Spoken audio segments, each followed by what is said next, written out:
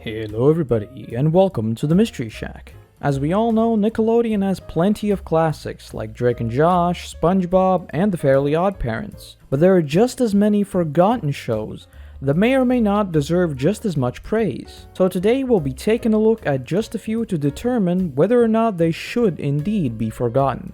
Before we get into it, I wanted to say that there are so many more shows that I wanted to talk about, but getting a hold of them alone is already pretty difficult. So, if you'd like to see a part 2 with even more old shows, be sure to let me know. But, without further ado, let's go.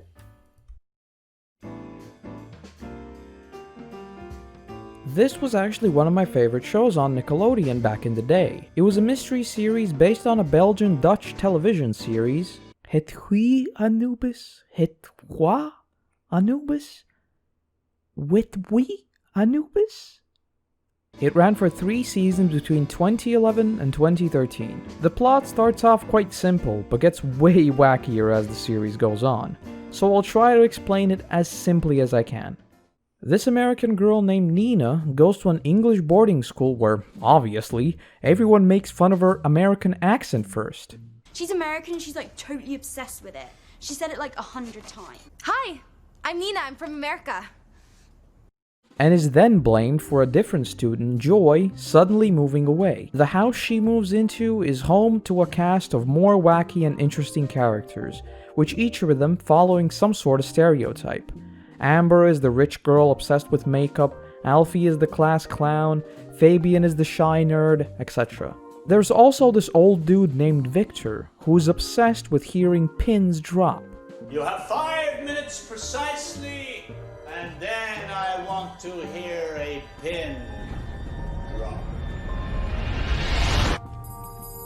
Well, as it turns out, he's actually so old that he is seen in extremely old pictures, and turns out that he's been drinking some of that sweet elixir of life. I told you this gets weird. As you may have guessed by the name, the house has links to ancient Egypt, so the mystery begins. There are also these hidden compartments in the house that hold puzzle pieces which both Victor and the creatively named Team Sabuna, it's Anubis backwards, are after. Then there's this whole conspiracy of other teachers being involved and uncovering the truth of the missing Joy, etc. Honestly, there's so much wacky plot details that would need to be expanded on that it's not even worth going over them. Like, there's a grandma that knows what's going on in the house and knows Nina somehow, just don't think about it. When I was younger, I was super into mysteries, and just like I talked about in the Halloween video on Coraline, link in the description, finding hidden things around my house was right up my alley. I was also a massive fan of the Mummy series, so, as you can imagine, this show was everything my little brain could wish for back then. So after all these years, I went on a nostalgia trip and came across this gem once again. But when I started looking into it, I quickly found out that it actually wasn't nearly as popular and well received as I had thought. Honestly, I can kind of understand why. The acting is sometimes like 300% too much, and pretty much every single episode ends on a cliffhanger, so it does start to get a little old. But hey, in this time of binging series, it won't really be an issue for you if you do decide to watch it. The pacing sometimes is also super weird. There will be non-stop action for almost all the episode, then a cliffhanger ending. And then the next episode, it will suddenly start with the problem solved and them having breakfast. But despite the problems it has, I still found it quite interesting even today. If not for the super complex plot, then just to see what the hell they'll come up with next to stop the Sabuna gang from succeeding. Also, despite it not being too popular, it did actually win Nick UK's favorite show in 2011 and 2013. So I guess there is that.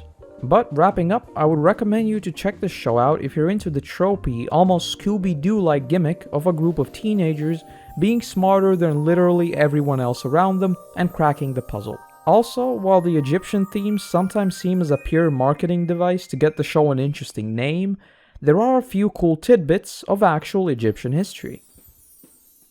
But let's move on. Now this is an absolute classic cartoon when it comes to Nickelodeon in my opinion, but sadly is another case of Nickelodeon absolutely mishandling their own shows. This was a show that ran for 3 seasons from 2003 to 2009. Yes, you heard that right. 39 episodes ran over 6 years. The first 2 seasons aired pretty much back to back, but the 3rd season was moved to Nicktoons and aired from 2008 to 2009. Putting just how ridiculous that is aside, this was a series that followed Jenny, or XJ9, a robot who is part-time regular teenager and part-time superhero. The show focuses on the everyday problems of being a young teen, including all the drama and other wacky shenanigans that feel like the end of the world at that age. But then it flips it on its head, when the superhero part of Jenny has to shine. It's a wonderful mix of classic sci-fi, action, adventure, and most importantly, comedy. There are numerous recurring characters that are both rivals for Jenny, like the popular girls at school, and her 2 sidekicks Bragg and Tuck, and of course her mother, Dr. Nora. As you can expect, Jenny often gets into arguments with her mother just like all teenagers do, and has plenty of drama at school and gets into other hijinks with Brad and Tuck. The part that makes this series so unique is not just the story, but also the incredible style of it.